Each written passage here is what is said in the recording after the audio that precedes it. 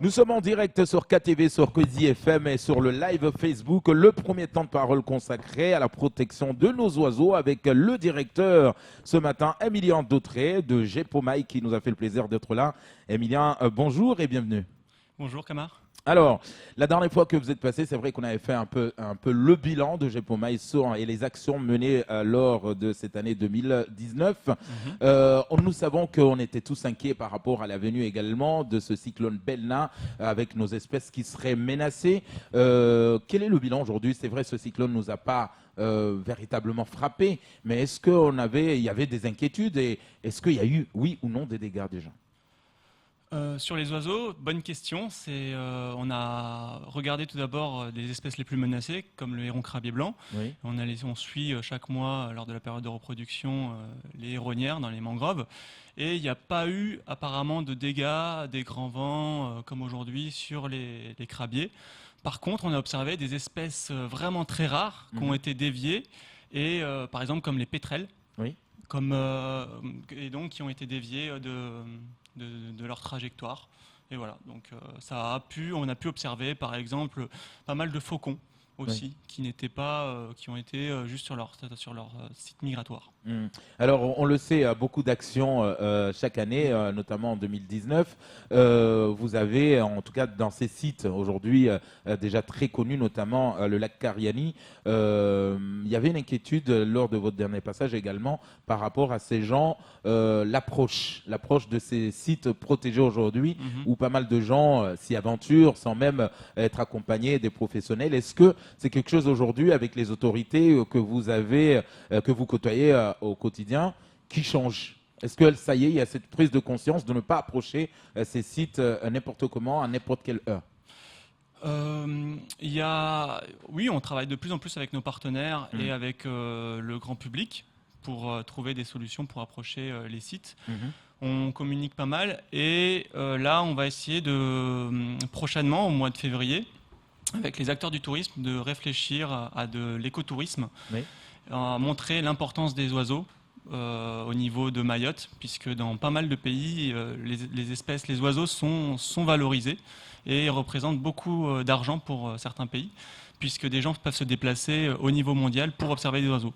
Donc ça, oui, on peut développer le tourisme avec les oiseaux, mais toujours en réfléchissant, en respectant une méthode d'approche dans le cadre de l'écotourisme. Est-ce qu'on a pu définir combien il y a d'espèces d'oiseaux? Ça ne doit pas être évident, ça, parce qu'on parle souvent de ceux qu'on connaît, mais on en connaît peut-être, je sais pas, une dizaine. Mais est-ce que, je sais pas, ça se compte en centaines? Est-ce que vous avez réussi à définir le nombre, en fait, que à Mayotte. nous avons à Mayotte, ouais.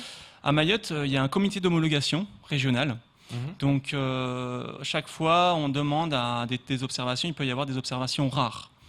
Donc, toutes les observations qui ont été faites depuis que le comité d'homologation régional existe, il y a eu 151 espèces d'oiseaux recensées à Mayotte. D'accord. Mais tout à l'heure, je me suis trompé, c'est pas les pétrels, c'est les frégates qu'on a vues. Je précise, mais bon, voilà. Les frégates, on a vu. Mais par exemple, des oiseaux rares qui sont déviés à cause d'un cyclone, ça peut être vu de façon très rare et c'est compté dans les 151 espèces. Ah, on a vu donc c'est les 151 espèces blanche qui sont passées par Mayotte, c'est pas 151 espèces qui vivent à Mayotte, c'est ce qu'on a recensé à Mayotte. On a recensé qui peuvent être très rares. Après, le nombre d'espèces qui sont présentes toute l'année ou chaque année, parce que c'est un couloir de migration, on en compte à peu près 70-80. Ouais, c'est énorme. Des espèces quand même, pour une île aussi petite entre guillemets que Mayotte, à l'échelle de Mayotte, c'est énorme. Donc ça fait beaucoup d'oiseaux qu'on recense en allant tous les jours sur le terrain, quasiment, avec notre équipe, mais aussi en faisant appel à des bénévoles, des adhérents. Chaque fois qu'ils voient des espèces rares, par exemple ce week-end, on a fait, comme disait Camar, un petit déjeuner des adhérents et des bénévoles pour leur dire on a besoin de vous parce qu'on a besoin de recenser les oiseaux. Est-ce qu'il y en a qui sont en danger? Il y a plein d'espèces en danger, oui. Mais comment elles sont en danger, justement?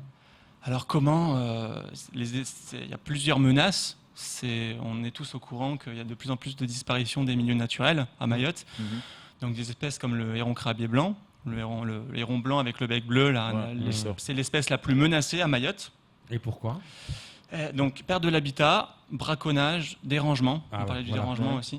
Mais la perte de l'habitat est un facteur vraiment important. Et en plus, il y a des solutions. On peut travailler avec les éleveurs, par exemple. On va travailler avec les éleveurs parce qu'il y a des sites où ils viennent s'alimenter, ces oiseaux. D'accord. Et il y a des sites qui dépendent des zébus. Mais il ne faut pas qu'il y ait trop de zébus. Parce que s'il y a trop de zébus, ça va détruire le milieu. S'il n'y a pas assez de zébus, l'herbe va pousser et les oiseaux ne vont pas pouvoir venir se nourrir. Donc on travaille avec les humains, peuvent avoir un impact positif. Notamment, vous nous disiez justement sur ces zones humides, notamment du côté de Dembéni, Tsararano Dembéni, donc si on ne se trompe pas. Oui, voilà, que c'est un endroit où on observe souvent le crabier venir, en tout cas, s'alimenter. Est-ce que ça y est, en tout cas au niveau des éleveurs, au niveau des gens, les cultivateurs, ceux qui sont aux alentours, ont compris le message? Est-ce que vous avez fait ce travail de sensibilisation auprès de ces personnes-là? Alors à Tsararano spécifiquement, on n'y est pas encore allé. On va faire un suivi une fois par mois à Tsararano. On constate que la population diminue à Tsararano. Les individus qui viennent s'alimenter là-bas diminuent. On n'a pas encore travaillé avec les éleveurs ni avec les agriculteurs. Par contre, ce qu'on remarque, c'est que la zone humide de Tsararano, qui me tient personnellement à cœur parce que je la vois depuis que je suis là depuis 2 ans et demi, disparaître à une vitesse folle de culture maraîchère. Il faut trouver des solutions. Parce qu'il y a du terrain qui appartient au conseil départemental et du coup, c'est pas sur leur terrain. Donc, il faut voir comment trouver des solutions. Je parle toujours de solutions. Pour que cette zone ne disparaisse pas. Et c'est, comme je parlais tout à l'heure encore avec un élu, c'est un patrimoine qu'il faut protéger. Il faut protéger les mangroves. Oui. C'est important, tel que Chirongi. Enfin, il faut faire attention à toutes nos mangroves, elles sont importantes. Effectivement, nos mangroves sont importantes, nos zones humides sont importantes. Le lac Kariani, c'est une zone encore protégée grâce au conseil départemental qui gère cette zone. Et les travaux aussi du GEPOMAI qui viennent aussi faire un suivi régulier. Donc oui, il y a des zones à protéger et les forêts aussi. N'oublions pas les forêts.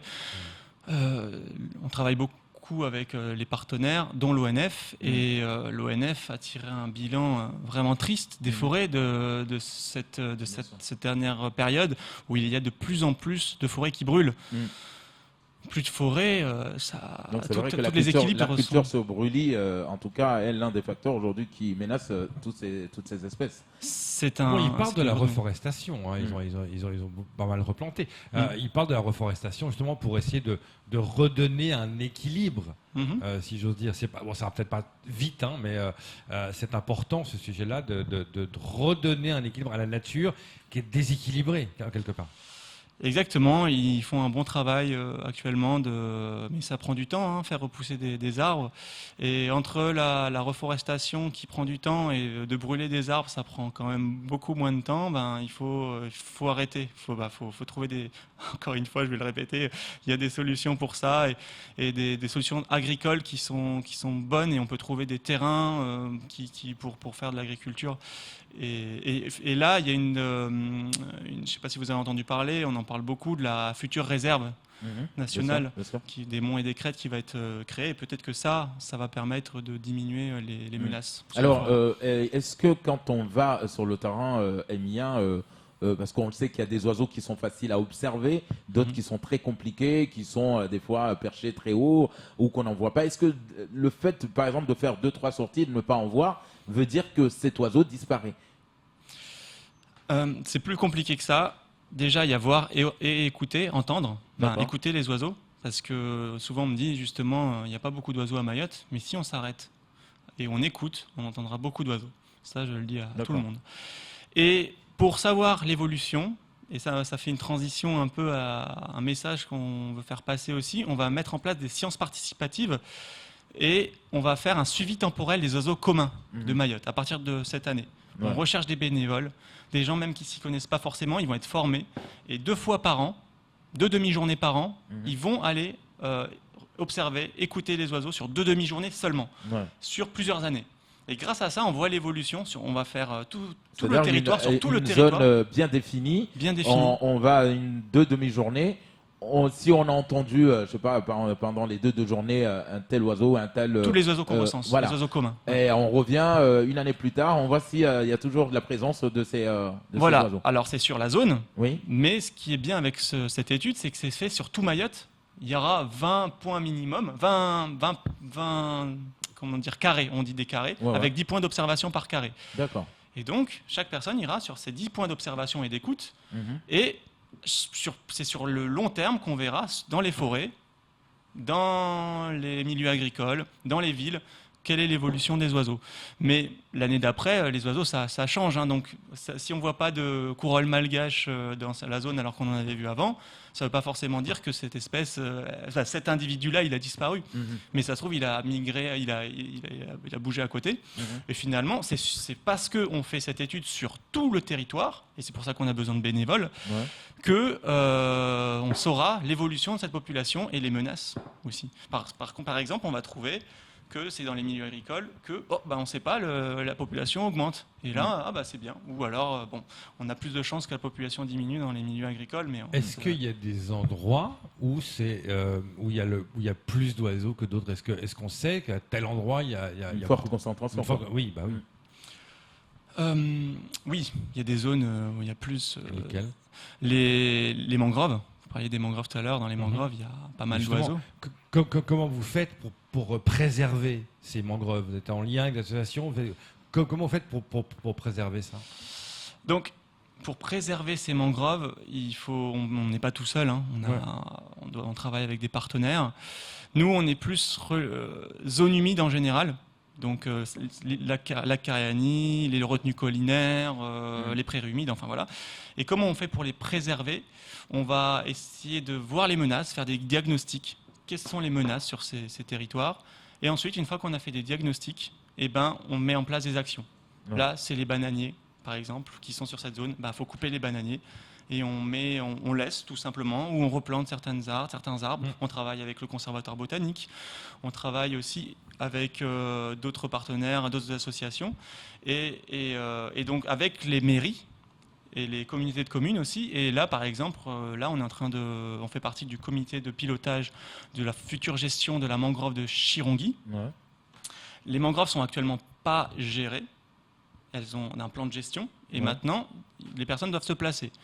Nous, peut-être que le GEPOMA va se placer sur la gestion de la co-gestion avec la mairie de Chirongui et la communauté de communes, sur la gestion de la mangrove. Et ça, c'est une solution pour voir les menaces et mettre en place des actions concrètes. Vous serez plus, en tout cas sur le terrain, au niveau des mangroves, vous arriverez mieux à détecter rapidement ce qui menace en tout cas cette mangrove de Chirongui. Voilà, faire des patrouilles régulières. Nous, on n'est pas assermentés, mais on peut y aller et regarder un peu ce qui se passe, et surtout les déchets aussi. On n'en a pas beaucoup parlé, mais les déchets sont c'est une catastrophe. C'est une catastrophe. Et le lien, quel est le lien entre déchets et oiseaux ? Quand on voit des oiseaux qui sont morts et qu'on peut les récupérer, on ouvre les oiseaux. C'est pas nous qui le faisons, mais dans tout le monde, on voit le plastique qu'il y a dans les oiseaux. Donc c'est comme pour les tortues en fait. Comme pour les tortues, comme nous. Quand on mange le poisson et tout, le plastique et tout, on doit manger du plastique. Et ça attire les rats. Et nous, on va agir dans le cadre de notre projet européen aussi qu'on a sur les rats. On lutte dans les mangroves contre les rats qui ont un impact sur la biodiversité. Et on lutte aussi, et on va essayer de voir si on ne peut pas travailler avec les communes sur les déchets alentours. Parce que ça attire les rats, et qui dit déchets dit de plus en plus de rats. Et qui dit plus de rats, des menaces sur la biodiversité. Les oiseaux, et pas que, les reptiles, tous les autres. Alors c'est vrai qu'il y a chaque année, en tout cas, à chaque fois que je vous reçois, je vous repose cette question, parce que je trouve que quand même elle est importante à savoir s'il y a eu des évolutions ou pas. Emilia, on le disait la dernière fois qu'on n'a pas aujourd'hui allez, si on peut appeler ça, donc l'espace dédié aujourd'hui à soigner ces oiseaux. Moi, je suis un citoyen lambda, je ramasse un oiseau rare de Mayotte qui a la patte cassée. Où est-ce que je l'amène et qui peut la soigner ? Est-ce qu'aujourd'hui ça a évolué ? Est-ce que finalement, au niveau des autorités, on a dit tiens, on y pense. Demain, vous aurez votre lieu de santé, en tout cas pour soigner ces animaux. Là, il y a un centre de soins pour les tortues qui va être créé. Donc ça, c'est une bonne avancée pour Mayotte. Ça a mis du temps. Donc nous, c'est plus récent et ça va mettre du temps. On va voir. Nous, on n'est pas un centre de soins actuellement. On nous téléphone beaucoup. Ouais. C'est une bonne chose. Hein. Ça montre que les personnes sont sensibilisées. Mais actuellement, il n'y a pas de centre de soins. Donc, le mieux, avant de ramasser un oiseau, quand vous voyez un oiseau blessé, vous nous téléphonez. Vous téléphonez au GEPOMAY. Et vous allez sur notre page Facebook, GEPOMAY, GEPOMAY, et vous nous dites, tiens, il y a cet oiseau qui est blessé, avant de le ramasser. Ouais. Parce que la plupart des oiseaux, de toute façon, s'ils sont blessés, on va faire un diagnostic aussi, ça se trouve, s'ils sont blessés naturellement. Et s'ils sont blessés naturellement, peut-être que ça va choquer quelques personnes, mais c'est la nature. Ouais. Et si on n'avait pas été là et qu'il y avait un prédateur qui l'avait blessé, l'oiseau allait mourir. Mais je ne dis pas de laisser les oiseaux dans la nature non plus. Ouais. Je dis que nous téléphoner et dire, là, je vois un de cet oiseau. Faire une photo, nous envoyer par Facebook. Ouais. Et là, on voit si c'est une espèce rare. Là, il faut l'emmener chez un vétérinaire. Ouais. Si c'est un martin triste, qui est une espèce largement répandue à Mayotte et qui est même une espèce introduite, qui n'est pas originaire de Mayotte, là, on pourra vous dire de le laisser si besoin, de le laisser puisqu'il y en a plein et qu'il a été blessé naturellement. Mais si c'est des espèces rares, nous téléphonez. Alors, on avait eu des témoignages lors de la fête de la nature, des gens qui nous disaient que justement ce martin triste, il y a en tout cas des agriculteurs qui étaient obligés d'empoisonner via de la raticide parce qu'ils venaient manger les papayes. On a besoin de vendre nos papayes, donc cet oiseau, enfin il y en a plein en tout cas dans son champ. Est-ce que ça c'est dangereux, non seulement pour nous, l'homme, mais également pour l'agriculteur lui-même? C'est très dangereux pour l'homme. Et c'est dangereux pour tout, parce qu'il n'y a pas que ce qu'il a empoisonné le martin triste. Il faut pas. De toute façon, c'est pas sûr que ça soit le martin triste qui va manger la morora. Et ça peut être d'autres espèces qui sont très rares aussi. Oui. C'est souvent les rats, parce que qui va manger la morora ou le poison, c'est souvent les rats aussi. Ouais. Donc donc les rats vont être mangés par des rapaces souvent, comme la chouette effraie. Et donc, c'est la chouette effraie qui va en pâtir. Là, on a perdu le milan, un oiseau, à cause de l'empoisonnement. Donc, il a disparu de Mayotte, le milan, à cause de l'empoisonnement secondaire. Est-ce qu'il y a d'autres espèces qui sont très menacées, ou vous savez que ça va vite si on ne fait rien assez rapidement, d'autres espèces vont suivre comme le milan? On a plusieurs espèces qui nichent à Mayotte et qui sont rares et menacées. Le héron de Humblo, qui est un très très gros héron noir qu'on voit voler quelquefois, en petite terre, surtout sur les platiers de petite terre où il vient se nourrir. Et des fois, on en voit à Passamenti, sur la vasière de Passamenti. Lui, il n'y en a que quelques individus. Ah oui. Donc, lui, il peut disparaître d'une année à l'autre s'il ne se passe rien. Donc, il va faire peut-être... On a fait une demande pour que, comme le crabier blanc, il bénéficie d'un plan national d'action en son faveur. Sur 5 ans, quelle action on met en place pour le protéger? Emilien, pour cette année 2020, vous nous l'avez dit au début de cette interview, vous avez besoin de bénévoles. À partir de quand et comment ces bénévoles peuvent vous contacter? Ou est-ce qu'il y a un planning de sortie? Ils peuvent venir le jour même de la sortie? Comment ça va se passer? Alors, il y a des plannings tous les mois. On met des plannings sur notre page Facebook. Ouais. Qui est très, vous pouvez le voir, on partage plein d'actualités. Il y a même toute l'équipe qui est sur Facebook. Là, sur votre page Facebook, il y a des petits déjeuners des bénévoles, il y a toute l'équipe qui, et vous faites pas mal d'actions, aussi avec le parc marin, vous faites pas mal de choses. Oui.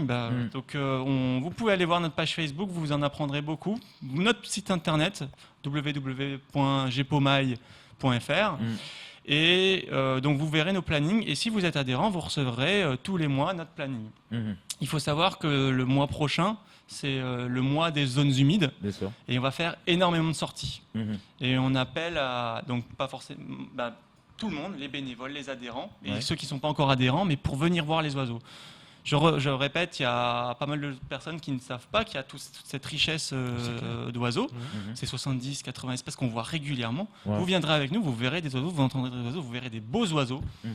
Et venez pour les Journées mondiales des zones humides. Tous les samedis du mois de février, on fait des sorties. Et puis aussi, ça permet l'occasion de voir des endroits différents, bon, c'est moins des oiseaux, mais en même temps, découvrir des endroits de l'île, on ne va pas forcément... Hein. D'autres endroits, le lac Cariani est très méconnu, par exemple. Et là, on le voit sur la photo là derrière vous. C'est un endroit qui est préservé encore, et on croise les doigts pour qu'il soit encore préservé, et qui est reposant.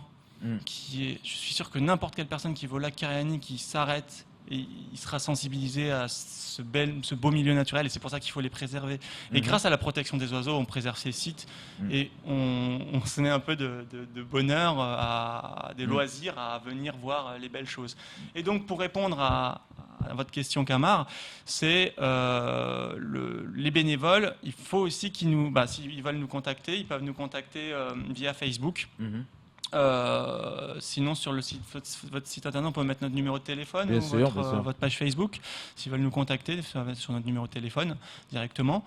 Et les bénévoles, c'est surtout sur le suivi temporel des oiseaux communs que je vous ai parlé tout à l'heure. Oui. On a besoin de savoir quelles espèces sont les plus menacées et dans quel milieu l'évolution sur le long terme de ces espèces. Et ces bénévoles, est-ce qu'ils ont une participation ou quelque chose où ils sont là, ils arrivent, ils vous contactent et puis vous prenez rendez-vous pour une sortie? Alors, on peut faire plusieurs choses. On peut se voir, ils prennent rendez-vous, il y aura une formation.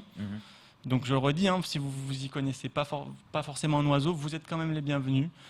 On voit ensemble quel sera le travail. Vous serez formés à la reconnaissance visuelle et auditive des oiseaux. Et après, vous pourrez peut-être y aller une fois. Vous serez accompagné sur le terrain les premières fois. Et si ça vous dit, on teste. Vous vous engagez pas à quelque chose. Mais après, une fois que vous nous dites c'est bon, maintenant je peux y aller tout seul, vous vous engagez quand même sur quelques années à aller participer à ce suivi qui est très très important, je le répète. Après, les bénévoles peuvent nous aider sur d'autres choses. Ils peuvent participer au conseil d'administration, à la vie de l'association. Là, vous avez vu l'équipe, le nouveau CA élu. Mais l'année prochaine, ou dans les prochains mois, sur la page Facebook, il y a vraiment tout qui est indiqué. C'est Gepomaille. Et il y a vraiment tout qui est noté. Je vous invite à y aller. Il y a toutes les conférences que vous faites. Il y a toutes les. Justement, on parlait de formation. Voilà, on en parle. Il y a un numéro de téléphone aussi. C'est le 06 39 03 16 20. Non, c'est vraiment là. Allez-y sur la page de Gepomaille. Il y a tout qui est indiqué. C'est très très bien fait avec des photos, des vidéos. Enfin voilà. Et si vous voulez, s'il y a une date à retenir, c'est le mardi 4 février. Le samedi 8 février. Le samedi 8 février, le matin, de 9h à 11h, à la 3CO, à la communauté de communes Centre-Ouest, au comité du tourisme à Combany. À Combany, à la maison des services publics. À Combany, pas loin du Carrefour, il y a une réunion publique où la presse est invitée aussi pour présenter le projet sur le crabier blanc. Pourquoi il faut préserver cette espèce, son importance et tous les projets toutes les actions qu'on a fait dans le cadre du projet européen. Et ça, s'il y a une chose à faire, venez nombreux et vous verrez. Et après, il y aura une sortie l'après-midi et comme ça, vous pouvez faire tout votre samedi très complet. 2 heures à écouter, à voir. Il y aura un clip, une exposition photo, enfin plein de choses de prévues. Et à l'après-midi, vous ferez une sortie au lac Cariani pour aller observer les oiseaux sur le lac Cariani. Emilien Dautré, merci beaucoup d'avoir répondu à notre invitation. On rappelle que vous êtes le directeur de Gepomaille Mayotte. Voilà, vous l'avez entendu, vous avez la motivation, vous avez envie de protéger ces oiseaux, vous avez envie d'être bénévole, n'hésitez pas à les contacter dans leur page Facebook Gepomaille. Et puis le rendez-vous est pris, on va essayer de relayer cette information pour le 8 février du côté de Combany à la maison des services publics, donc avec cette exposition qui sera proposée par Gepomaille. Merci beaucoup.